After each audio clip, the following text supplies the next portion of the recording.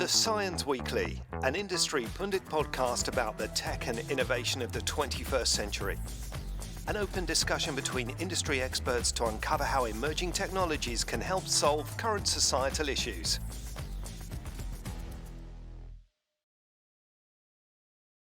So welcome to another science podcast.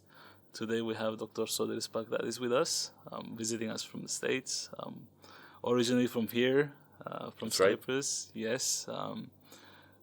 Would you tell us a bit about yourself, what you do, who is Sotiris? Yeah. First of all, thank you for having me here. It's amazing to be at the base. I run an early stage venture capital firm in the United States called Keiretsu Forum Midwest. It's a lot of fun. We work with early stage entrepreneurs from seed stage or all the way through exit. We're very active in, the organization is very active all over the world. We run an operation in the Midwest, part of the United States, and we fund companies from all over the world, essentially. As you said, I'm originally from Cyprus, and my roots will always be from here. Actually, originally from Gerinia, as you know. And I come back to Cyprus frequently, as often as I possibly can, actually. I obviously, one of the things that brought us here is the accelerator program that we're working on together. And it's a really, really exciting time to be here, primarily because I'm very active in the smart city world. And I think that that's something that is of common interest to Cyens and the accelerator program, and obviously to myself. Also within the Keiretsu Forum framework, I lead our smart city initiative worldwide. So I've been working in that space for 25 years. And it's something now that with a lot of technology innovation, we're just at the early stages of realizing some phenomenal transformations that can happen in the space. That's amazing. I mean, it's a great it's great to have you here and help us on this accelerator program. We really rely on your knowledge and expertise in the area. Looking at Cyprus, and you see the global scheme of smart cities, what are some things that you see are opportunities in Cyprus? What can be done? What needs to be done? Yeah. Well, first of all, from a smart city perspective, understanding what a smart city is can be very broadly defined, or it can be very narrowly defined, right? So the concept is really about technology implementation that allows a city to function more organically through technology, improving quality of life, improving value, improving performance, allowing a city to function through technology. That means improving the infrastructure, but it also, and this is where I think a lot of the innovation has come recently, is looking at social services, for example, improving quality of life of citizens through technology innovation that goes into the infrastructure of a smart city. When we look at Cyprus, obviously the conflict post the war in 1974 has left a lot unfinished in terms of what would have naturally evolved infrastructure-wise on the island. In some ways, we can use that as an opportunity to say, as we now begin to move forward with a lot of the implementation of technology projects, that we should start integrating ideas and concepts that will allow the improvements to take place. And I think that there's a lot that the island can benefit from. We've been talking a lot about IoT. IoT is now a mature technology space. Maybe it was in its early stages, 5-10 years ago, but it is very mature right now. Bringing sensors into the infrastructure and accessing data, really, really important. Looking at VR and AR, again, these are concepts that may have been at their earliest stages 5-10 years ago, but they are now starting to mature. When you have a place like Cyprus, there are several components that I think play well. The population of Cyprus is very educated. We have one of the highest levels of education in the European Union.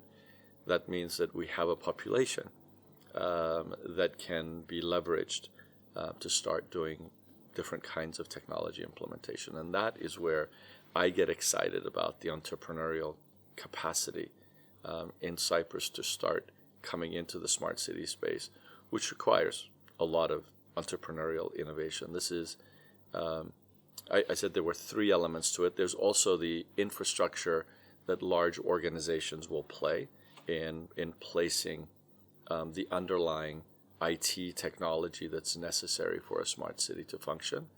And then there's the political framework that is necessary to promote smart cities. Well, we know the political framework is there.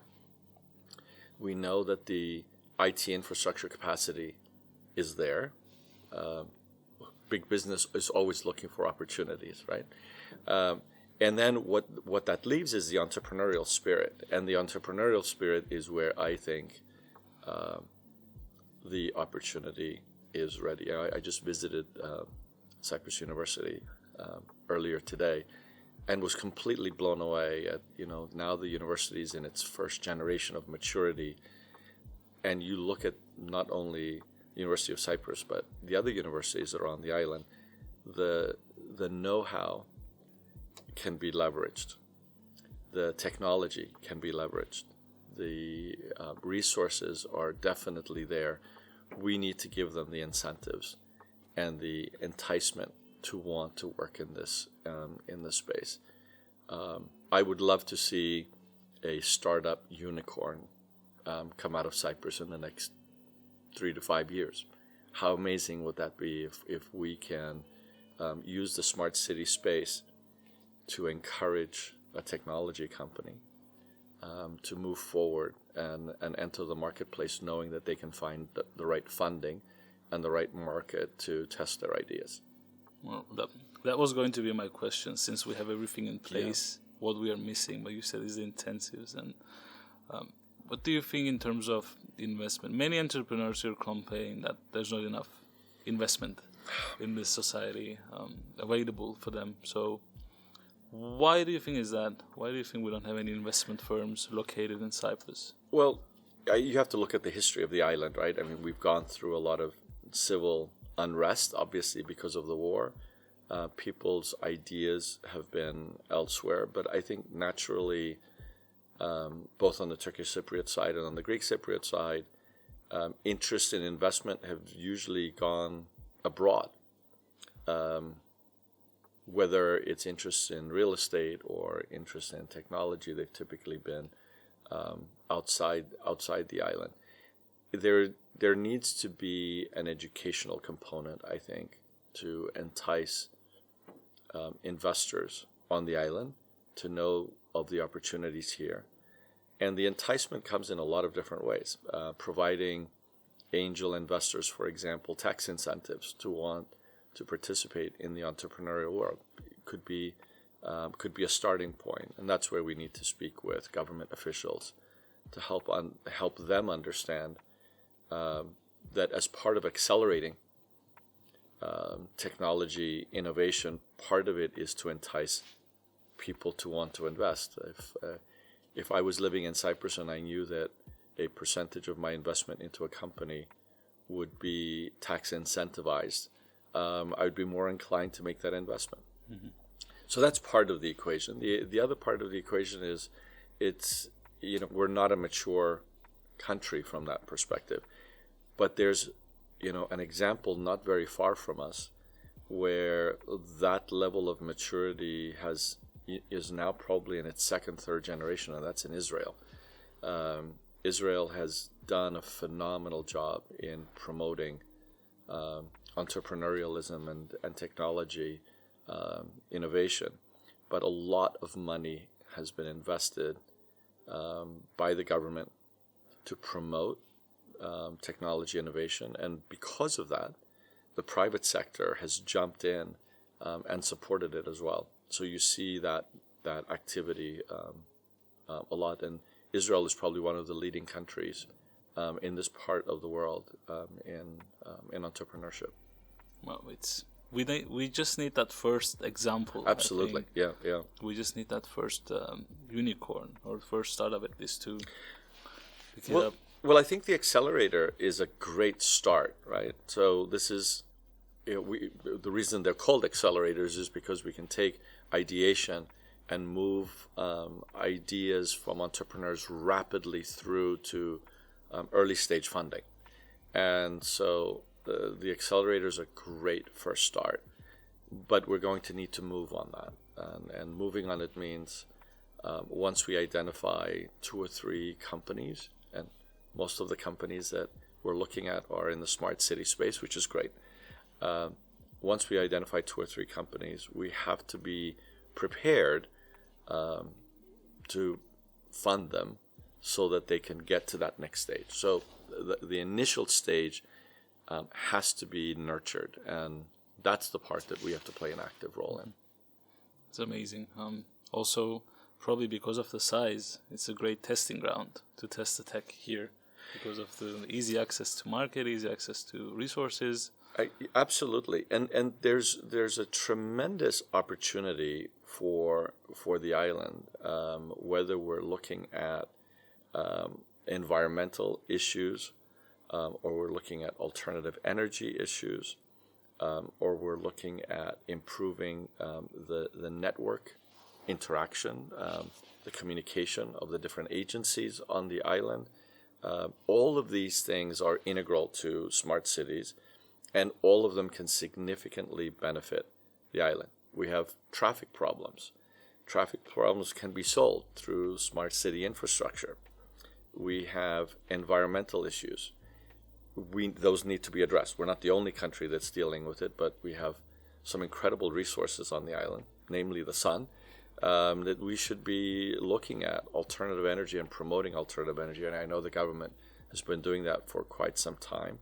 Now bringing all of that together through a smart city infrastructure becomes a reality for us if we can help promote companies that are willing to put the resources in place.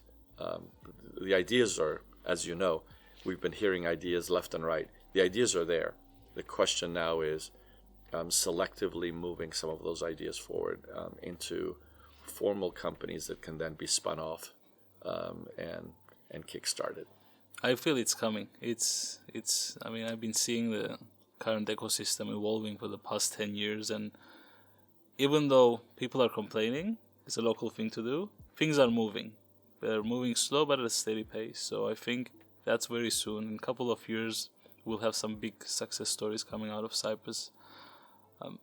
Thinking of looking at it from the investor perspective, what would be some advice you would give to somebody who's just starting, looking for investment? I'm asking this because I see many people coming, I have an idea, where do I find an investor? Yeah. Well, I was approached by someone last night. Okay. And said, I have an idea, will you fund it? And my answer was no. Why should I? And it wasn't, I wasn't trying to be flippant, but it's not about funding ideas, it's about structure.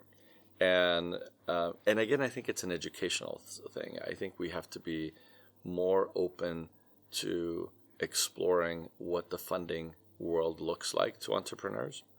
So I think there need to be sessions around helping entrepreneurs understand what the funding world looks like, so that you'll avoid more of the I have an idea, will you fund it kind of scenarios. So I think both sides need to be educated. Angel investing and early stage investing, I actually don't really like using the term angel investing, but early stage investing is high risk, obviously, but it also requires a certain level of intellect to understand what the risk is and how investments take place in that space. From an entrepreneur's perspective, they also need to understand what they're getting themselves into. As you know, 99 out of 100 companies will not make it. And so the question becomes, if you're going to become an entrepreneur, are you prepared to fail? Because you have to be. And, one of the questions I always ask entrepreneurs when I meet them is this your first startup? And if it's not your first startup, what happened to the others that you were involved in? Have you learned from your failures? It's all part of an educational process. That educational process, believe it or not, the experience part is critical. And I think that we're going to see a lot of younger people wanting to come into the space. They're going to fall flat on their faces, and that's okay. That's part of the experience, and some will be successful and incentivize others to come into the space. And as the space becomes more mature, it will become a catalyst for others to want to enter the space. We're in the earliest possible stages of entrepreneurship in Cyprus, and I think that's what's excited me about wanting to help and participate and support it, is because it's so early, and you can see it, and you can see the excitement in the eyes of the entrepreneurs, the fact that they think that they can create something formidable is what makes it exciting. It's a very, very great point. It's the failure is the most actually important part. And thinking logically, people change jobs all the time. When it comes to entrepreneurship, they expect that the first startup they make is going to become a unicorn. And it's okay for them to expect that, but they should also anticipate that the chances of them failing are very high, and they have to put things in place to help mitigate that. And the teams obviously are really, really important. Right? Building a really strong team that knows what they're doing is important, and it just doesn't mean just technology people. It means operational people and so on and so forth. But also having good advisors and having good investors. Having good investors that can also be advisors. Having advisors that are independent of the investment, that can guide you impartially. It's all a critical component of promoting a solid business. And that network is built based on the failures you had and the people you spoke to. Absolutely. And all the previous experiences. Absolutely, yeah. Yes, that's great. Thank you so much. You're so welcome. Thank you for having me here. It was great. I'm sure many people will be inspired, and looking forward to having you again. Thank you. I look forward to it, and I truly believe that we are right there, and you and I are going to see, you more than me, you're a lot younger than me, you're going to see it happen. This podcast is brought to you by Cyens, former RISE, the Research Centre of Excellence in Cyprus, focusing on interactive media, smart systems and emerging technologies. For more information, please check our website on cyens.org.cy.